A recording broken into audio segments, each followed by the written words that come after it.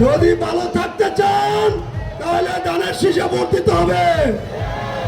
ধানের শীষ মার্কা খালেদা জিয়ার মার্কা, ধানের শীষ মার্কা জিয়া রহমানের মার্কা, ধানের শীষ মার্কা তারেক রহমানের মার্কা, ধানের শীষ মার্কা কামরুজ্জামান রতন ভাইয়ের মার্কা।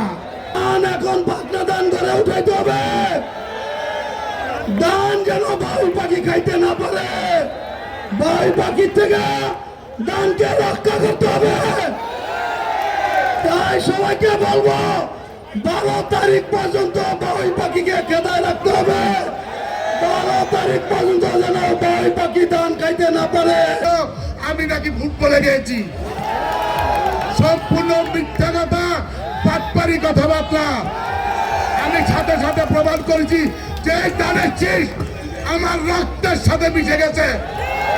এই ধানের শীষের সাথে আমি বেইমানি করতে পারি না।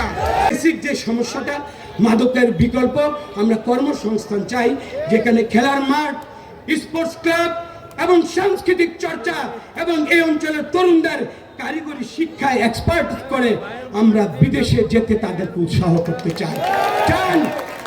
অংশীজন এখন যারা অংশীজন, বিশেষ করে আমার নূর হোসেন নুরানি, জাতীয় পার্টির দিদার ভাই সহ অন্যান্য যারা এই রাজনীতিতে 5 তারিখের 12 তারিখে নির্বাচন অংশগ্রহণ করতে চাই, আমি মুন্সিগঞ্জের মানুষকে এবং প্রশাসনকে আমি বিনীত অনুরোধ জানাবো, মানুষ যেন ভোট দিতে পারে আস্থা বিশ্বাসে, সে যেন নিরাপদ গিয়ে বিবেকের রায়টা দিতে পারে।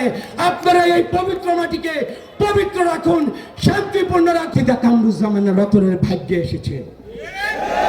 ও মালিক, এই কথাটা আমি মুন্সিগঞ্জের মানুষকে এই কারণেই বলি, এটাকে আপনারা মূল্য দেন। আমি জানি কোন কালো টাকা, কালো থাবা, কোন কিছু স্পর্শে এই আবেগী প্রতীককে আপনাদের বুক থেকে, আপনাদের রায় থেকে কখনোই কেউ কোনদিন বিচ্যুত করতে পারবে না।